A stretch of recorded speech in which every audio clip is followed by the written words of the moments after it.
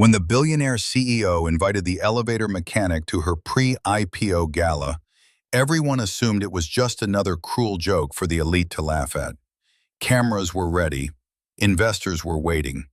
But the moment the doors opened, the laughter died instantly. The man who stepped inside looked nothing like the technician they had seen crawling under machinery just hours earlier. Calm, composed, unshaken. And within minutes, the entire room would realize the man they tried to humiliate might be the only one who truly belonged there. Before continuing, please tell us which city or country you are viewing this from. Stories like this often spread far and wide. Deep beneath the polished marble floors of Orion Tower in downtown Chicago, the air smelled faintly of machine oil and heated metal. Fluorescent lights hummed softly across the concrete ceiling, casting pale reflections over rows of elevator motors and steel cables. Adrian Hale lay on his back beneath the massive steel frame of elevator number 4, a wrench balanced carefully in his grease-stained hands. He moved with calm precision, tightening each bolt as though the machinery were something delicate, rather than several thousand pounds of steel suspended in a vertical shaft. At 32 years old, Adrian had the kind of quiet presence people often overlooked. Broad shoulders, steady hands, and eyes that rarely rushed. His dark work uniform was always clean despite the work he did, and his safety boots were polished, even after long shifts underground. Most of the people who rode the elevators above him never noticed the man responsible for keeping them safe. To them, Adrian was simply the elevator mechanic. Across the maintenance room, a security guard named Victor leaned against the doorframe, sipping from a paper cup of coffee that had long gone cold. Victor had worked at Orion Tower for nearly 7 years, and he had seen dozens of technicians come and go. Most arrived late, did the minimum required, and disappeared before sunset. Adrian was different. "You know," Victor said casually, watching him work, "guys with your skills usually move on to better jobs." Adrian tightened the final bolt, then slid out from beneath the elevator housing and wiped his hands slowly on a cloth. "Maybe this one is already good enough," he replied. Victor shook his head with a quiet laugh. "Fixing elevators for billionaires all day? That's your dream job?" Adrian didn't answer immediately. His eyes drifted toward a small metal toolbox sitting nearby. On top of it stood a framed photograph. 2 men wearing construction helmets stood side by side in front of a half-finished building. They looked almost identical except for age. One of them was Adrian. The other was smiling wider, his arm resting proudly on Adrian's shoulder. Marcus Hale. Victor followed Adrian's gaze toward the photograph and fell silent. The building's elevator control panel suddenly chimed as a car began moving upward toward the lobby floors. Adrian listened to the sound carefully, like a musician recognizing the tone of a familiar instrument. "Perfect. That's the thing about elevators," Adrian said quietly. "When they're working right, nobody even knows you exist." Victor raised an eyebrow. "And when they're not?" Adrian picked up his notebook from the workbench and began writing down maintenance notes with careful handwriting. "When they're not," he said calmly, "people finally start asking questions." Upstairs, the people riding those elevators had no idea that the man who kept them safe carried a past far heavier than any machine in that building. And before the night was over, every one of them would learn his name. 40 floors above the humming machinery of Orion Tower, the atmosphere could not have been more different. Sunlight streamed through floor-to-ceiling glass windows, reflecting off polished marble floors and sleek chrome fixtures. The executive level smelled faintly of expensive perfume and freshly brewed espresso. This was where decisions worth hundreds of millions of dollars were made without hesitation. At the center of it all stood Victoria Langford, the woman who controlled nearly everything inside that building. At 35, Victoria was already one of the most talked-about real estate executives in the United States. Founder and CEO of Langford Development, she had built a rapidly expanding empire of luxury towers and commercial properties across the East Coast. Tomorrow morning, the company would officially go public on the NASDAQ. If the numbers held, Victoria would become one of the youngest self-made billionaires in Chicago. But tonight came first. Tonight was the pre-IPO Gala, a private event meant to impress investors, reporters, and financial institutions before the historic listing. Victoria stood in front of a mirror inside her private office suite, adjusting the diamond clasp of a silver evening gown that shimmered like liquid metal under the soft lighting. The dress had been flown in from Milan 2 days earlier and cost more than most people in the building earned in a year. Behind her, Daniel Brooks, her executive assistant, stood with a tablet in hand, reviewing the evening schedule. 350 confirmed guests, Daniel said.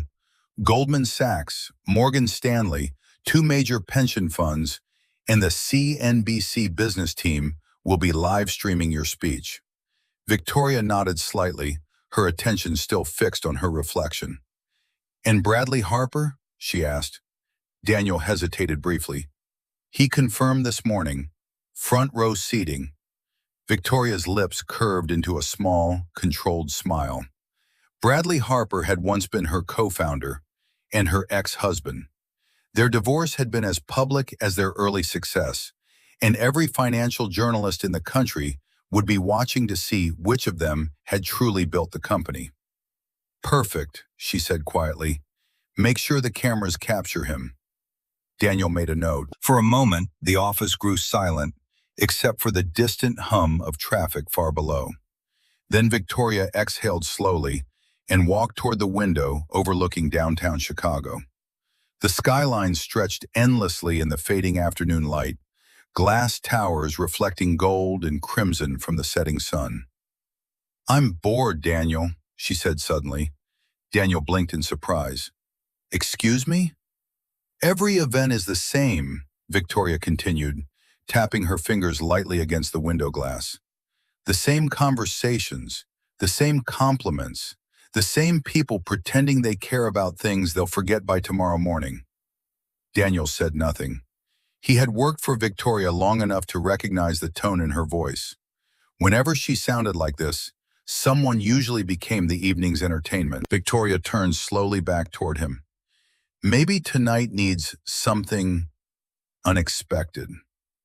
Daniel's stomach tightened slightly. What did you have in mind? He asked cautiously. Victoria didn't answer immediately. Instead, she looked down toward the lobby level far below, where employees and visitors moved through the building like small shadows beneath the enormous glass atrium.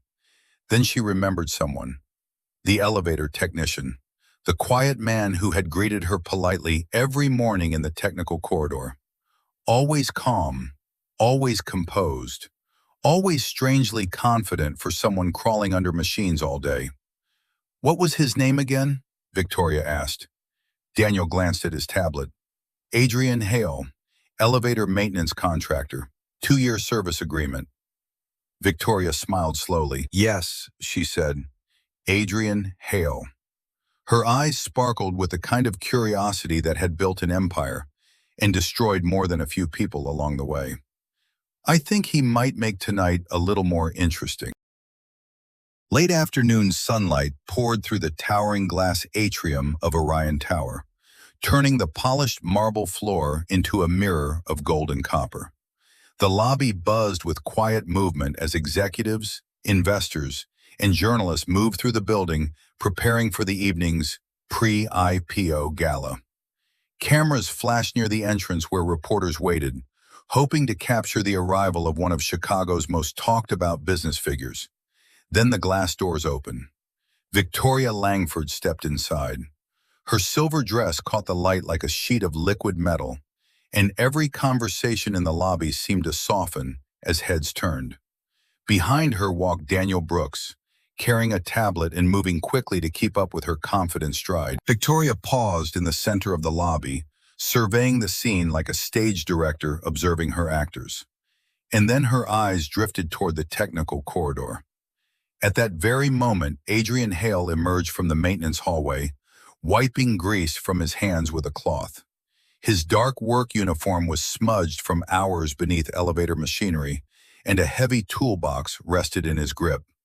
He stopped when he saw her, not out of fear, not out of surprise, just simple acknowledgement. Victoria smiled, but it was not a warm smile. It was the smile of someone who had just discovered a new idea. "Adrian," she called loudly. The sound of her voice echoed across the massive lobby. Dozens of people turned.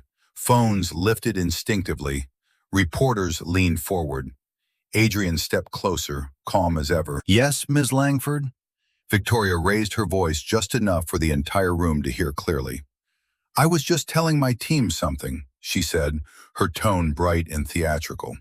"You are probably the most dedicated elevator technician this building has ever had." A few polite chuckles floated through the crowd. Adrian simply listened. Victoria continued, "You're always professional, always hardworking, always reliable." She paused for dramatic effect. "So I thought," she said with a radiant smile, "you deserve to experience what success looks like from the other side." Daniel felt his stomach tighten. He knew exactly where this was going. "I would like to personally invite you," Victoria announced, gesturing toward the cameras, "to attend tonight's pre-IPO gala as my special guest." The room went quiet. Investors exchanged amused looks. A few journalists began recording. Everyone understood what this was: entertainment. The billionaire CEO inviting a grease-covered elevator mechanic to a room full of powerful financiers. Victoria waited, confident. In her mind, Adrian would refuse politely or stammer awkwardly. Either way, the moment would be amusing. But Adrian didn't hesitate. He looked directly at her. His voice was calm and steady. "Thank you, Miss Langford," he said. "I would be honored to attend." The reaction in the room was immediate. A ripple of whispers spread through the crowd. Victoria blinked for the briefest second. That was not the response she expected, but she recovered quickly, her confident smile returning. "The gala begins at 7 tonight," she said. "I look forward to seeing you there." Adrian nodded once. "I'll be there." Victoria turned gracefully and walked toward the elevators, the cameras following her. Behind her, Adrian stood beside his toolbox, the invitation card resting quietly in his hand. From across the street, a man lowered his camera lens. Nathan Carter, investigative reporter for the Chicago Herald, had been documenting Langford development for months. And when he saw Adrian standing there with the invitation, his expression slowly changed. Because he knew exactly who Adrian Hale was. And if Adrian was walking into that gala tonight, then something much bigger than a joke was about to happen.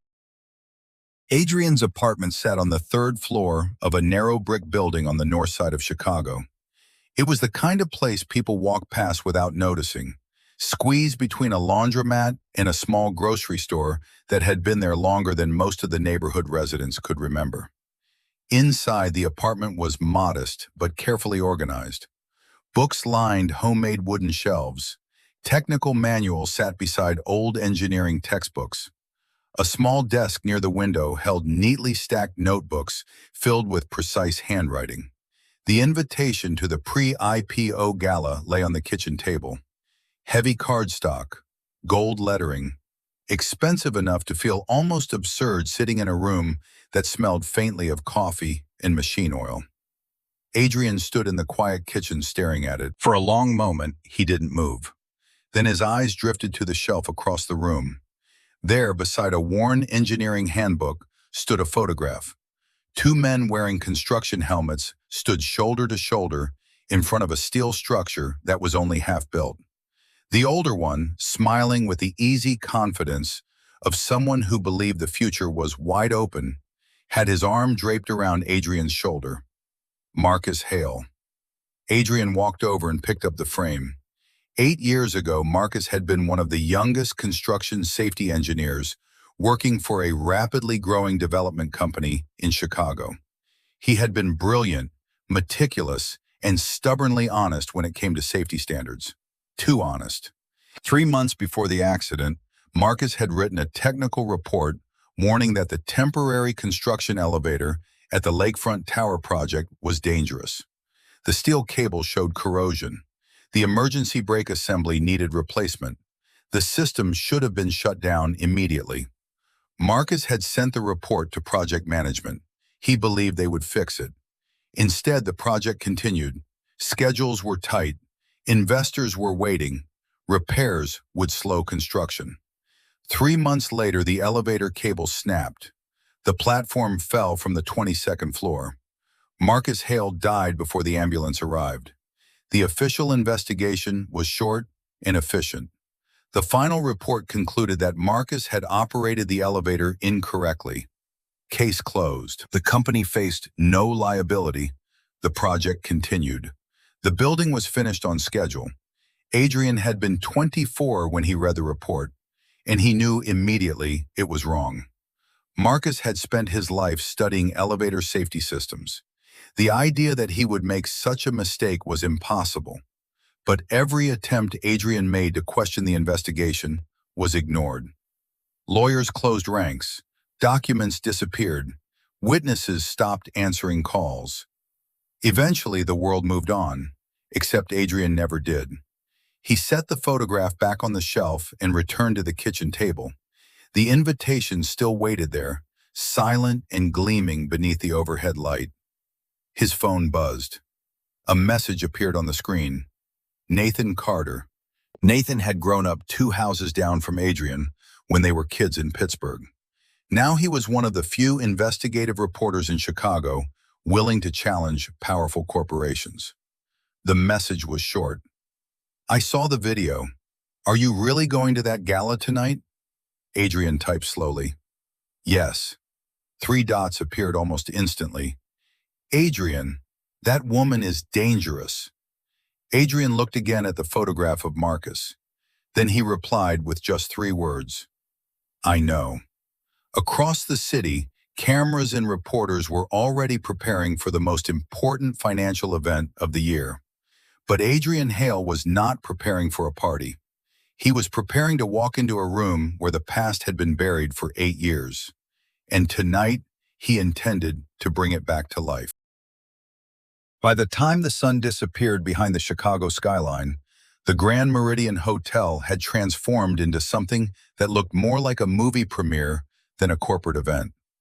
Crystal chandeliers hung from ceilings high enough to echo footsteps. A red carpet stretched across the marble entrance. Black luxury cars lined the driveway, dropping off guests dressed in designer gowns and tailored suits. Inside the ballroom, nearly 350 investors, journalists, and executives gathered beneath soft golden lighting. Conversations floated through the room like polished performances, each sentence carefully measured, each laugh slightly louder than necessary. At the center of it all stood Victoria Langford. Her silver dress shimmered beneath the chandeliers as she greeted each guest with flawless charm. To the outside world, she looked calm, confident, completely in control of the night. But every few minutes, her eyes drifted toward the entrance. Part of her wondered if Adrian Hale would actually show up, and part of her hoped he wouldn't, because if he did, the entire evening would become a spectacle she could shape and control. Beside her, Daniel Brooks checked the schedule on his tablet for the 10th time. Opening speech in 15 minutes, he said quietly. Victoria nodded, but she wasn't listening. Across the ballroom, a group of investors whispered over champagne glasses. That's the elevator mechanic she invited? One of them asked. Apparently, another replied with a smirk, should be entertaining. The rumor had spread quickly. Everyone was waiting for the same moment. They wanted to see the awkward worker appear in a cheap suit, or worse, still wearing his maintenance uniform. They wanted something to laugh at. The music softened. Another limousine pulled up outside. Guests turned casually toward the entrance. Then headlights appeared at the end of the driveway. But the vehicle that rolled toward the red carpet wasn't a limousine or a luxury sedan. It was a perfectly restored 1977 Ford Bronco, painted deep midnight blue. The engine shut off. The driver's door opened, and Adrian Hale stepped out. For a moment, the crowd outside didn't move.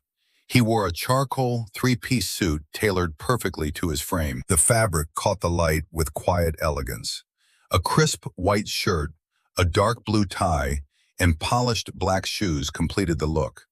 But it wasn't the suit that made people stare. It was the way he wore it. His posture was straight, his expression calm, his movements deliberate and unhurried, like someone who had walked into rooms like this many times before. The valet stood frozen for a second before taking the car keys. Phones lifted like a forest of glowing screens. Inside the ballroom, the murmur began before anyone even announced his name. Daniel looked toward the entrance. His eyes widened slightly. "That can't be him," one investor whispered. But it was. Adrian stepped onto the red carpet and walked toward the ballroom doors with steady confidence. Inside, Victoria heard the growing noise near the entrance and turned instinctively. The doors opened, and for the first time that evening, the entire room fell silent. Adrian Hale walked in calmly, as if he belonged there. Victoria's smile remained in place, but something behind her eyes shifted. Because the man who entered that ballroom looked nothing like the elevator mechanic she had invited to mock. And suddenly, the joke didn't feel funny anymore. For several seconds after Adrian stepped into the ballroom, the silence remained unbroken. Hundreds of people stood beneath the chandeliers, watching him cross the marble floor as if the entire evening had suddenly shifted direction. Conversations that had been flowing moments earlier simply stopped. Victoria Langford recovered first. Years of controlling rooms full of investors had trained her well. She stepped forward with the same radiant smile she used for cameras and shareholders. "Adrian," she said brightly, her voice carrying easily across the hall. "I'm so glad you could make it." Her tone sounded warm, but the words carried a quiet edge meant to remind everyone who still held power in the room. Adrian nodded politely. "Thank you for the invitation, Ms. Langford." Several investors nearby exchanged curious glances. This was not the awkward interaction they had expected. Victoria gestured toward the ballroom. "Please enjoy the evening. I want you to see how things work up here." The sentence sounded friendly enough, yet the meaning beneath it was clear. Up here, as if Adrian had always belonged somewhere else. But Adrian simply walked farther into the room, calm and unhurried. A group of investors seated near the champagne bar studied him with growing curiosity. One of them, an older venture capitalist named Elliot Grant, leaned forward slightly. "You must be the famous elevator technician," Elliot said with a half-smile. Adrian sat down across from them. "That's one way to describe it," he replied. The table laughed lightly. But Elliot's curiosity didn't fade. Something about Adrian's posture felt unusual. People who spent their lives in mechanical rooms rarely carried themselves like this. "Where did you learn to work on elevator systems like that?" Elliot asked. Adrian paused for a moment before answering. "I studied mechanical engineering," he said calmly. The investors nodded politely, assuming he meant a community college certification or trade program. But Adrian continued. "At MIT. The reaction around the table was immediate. One woman lowered her champagne glass halfway to the table. "MIT?" she repeated. Adrian nodded once. "I specialized in structural mechanics and elevator safety systems." The table fell quiet. MIT was not a school that produced maintenance workers. It produced engineers who designed skyscrapers, aerospace systems, and billion-dollar infrastructure projects. "So why are you fixing elevators?" Elliot asked slowly. Adrian looked at the reflection of the ballroom lights in his glass. "Life changed," he said. Across the room, Victoria watched the conversation with growing unease. She had expected Adrian to drift awkwardly through the evening, like a tourist lost in unfamiliar territory. Instead, people were leaning closer to hear him speak. And worse, they were respecting him. The quiet murmur spread through the ballroom as more guests learned about the elevator mechanic who had once studied at MIT. Phones began searching his name. Someone at another table whispered to a colleague, "Hale, that name sounds familiar." A woman pulled up an old news article on her screen. Her eyes widened. "Wait," she said quietly. "Wasn't there an elevator accident years ago? A construction engineer named Marcus Hale?" Across the room, the whisper moved like electricity through the crowd. Victoria felt something cold settle in her chest, because suddenly, the evening she had planned as entertainment was turning into something very different. By the time dessert was served, the atmosphere inside the ballroom had completely changed. The polite laughter that once filled the room had faded into quiet conversations and whispered speculation. Small circles of investors now stood with their phones in hand, searching old news archives and financial reports. The name Hale had begun spreading across the room. Near one of the long dining tables, Elliot Grant stared down at an article on his phone. The headline was nearly 8 years old, buried deep in the archives of a Chicago business journal. "Construction engineer killed in elevator accident at Lakefront Tower project." Elliot frowned and scrolled further. The victim's name appeared clearly: Marcus Hale. He lifted his eyes slowly toward Adrian across the room. Another investor leaned closer. "What is it?" Elliot turned the screen toward him. "This building project," he said quietly. "Langford Development was in charge." The second investor read the article quickly. His expression tightened. "Cause of death," he murmured. "Operator error." But another woman standing nearby had already opened a different report on her phone. She compared the details, her brow furrowing. "That doesn't make sense," she said. Across the ballroom, the whispers began connecting the pieces. Marcus Hale, Adrian Hale, the elevator technician, and the company hosting the gala. The realization spread slowly at first, then all at once. Victoria noticed the shift immediately. Groups of guests were no longer watching her stage preparations. Instead, their attention had turned toward Adrian. She walked toward his table with a confident smile, determined to reassert control. "I see everyone has met Adrian," she said lightly, "our very talented elevator technician." The word technician hung in the air like a reminder of where he was supposed to stand. But instead of laughter, the investors around the table shifted uncomfortably. Adrian placed his glass down carefully. When he spoke, his voice remained calm. "Respect doesn't cost anything," he said quietly, "but sometimes people forget to give it." The room fell silent again. Victoria's smile tightened. From across the hall, another voice spoke. "Adrian?" Heads turned. A man in his early 30s stepped forward from near the press section. Nathan Carter, investigative reporter for the Chicago Herald. He held a tablet in his hand. "I think everyone here deserves to see something," Nathan said.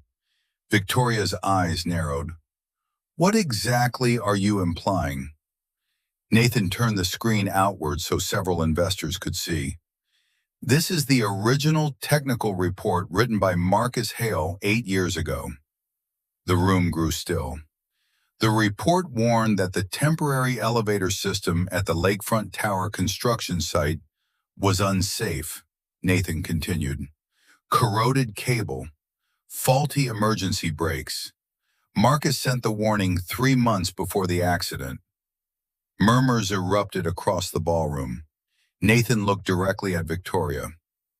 "But the report never appeared in the official investigation file." Adrian said nothing. He simply watched. Nathan swiped to another document. "This," he said, "is the internal memo showing the warning was received by project management." Victoria's breathing slowed. "And the project director at the time," Nathan finished quietly, "was Victoria Langford." The ballroom fell completely silent. Every camera in the room lifted. All eyes turned toward the woman who had planned the evening. Victoria stood perfectly still beneath the chandelier lights. For the first time that night, the person standing at the center of the room was not the powerful CEO hosting a celebration. It was the woman connected to a death that had been buried for 8 years. For a moment, no one in the ballroom spoke. The chandeliers above still glowed warmly. The music still played softly in the background. And yet the atmosphere had changed completely. Hundreds of people stood frozen in place, their attention locked on the woman who had built one of the fastest-growing real estate companies in Chicago, Victoria Langford. Her fingers tightened slightly around the edge of the table beside her. Across the room, cameras had already begun recording. Investors whispered quietly. Journalists typed messages to editors. Within minutes, the story could reach every financial newsroom in the country. Victoria understood that better than anyone. If she denied the accusation, lawyers could bury the story for months. But if the documents Nathan Carter held were real, the truth would eventually surface anyway. Her eyes drifted across the room, first toward Nathan, then toward the investors watching her carefully. Finally, toward Adrian Hale. He stood silently near the balcony doors, his expression calm, his posture steady. He had not raised his voice. He had not accused her directly. He had simply walked into the room and allowed the past to follow him. Victoria exhaled slowly. Then she stepped forward. The movement alone was enough to quiet the entire ballroom. She reached for the microphone on the stage. When she spoke, her voice no longer carried the polished confidence of a CEO delivering a speech to investors. It sounded human. 8 years ago, Victoria began quietly, I was the project director for the Lakefront Tower construction site. No one moved. A safety engineer named Marcus Hale submitted a report warning that the construction elevator was unsafe. Her voice trembled slightly. He was right. The room went perfectly still. Victoria continued, I received the warning, and I made a decision to keep the project moving. Repairs would have delayed construction, and investors were already threatening to pull their funding. A few investors lowered their eyes. 3 months later, the elevator failed, she said softly. Marcus Hale died. Her gaze finally met Adrian's, and the investigation blamed him. She paused, fighting the weight of the moment. But the truth is, he did nothing wrong. A ripple moved through the crowd. The responsibility was mine. Silence returned. Adrian watched her for several seconds. Then he stepped forward slowly. I didn't come here for revenge, he said calmly. Victoria looked at him. Then why did you come? Adrian's answer was simple. So the truth could finally be spoken. No applause followed, no celebration, just quiet understanding spreading through the room. Because sometimes justice doesn't arrive with triumph. Sometimes it arrives with a single sentence spoken after years of silence. And in that moment, everyone in the ballroom realized something important. The man they had expected to humiliate had not come to destroy anyone. He had come to restore a name that had been buried for 8 years. Marcus Hale. If this story touched you, tell us in the comments where you're watching from today. Stories like this travel farther than we expect, and it's always inspiring to see how many places they reach.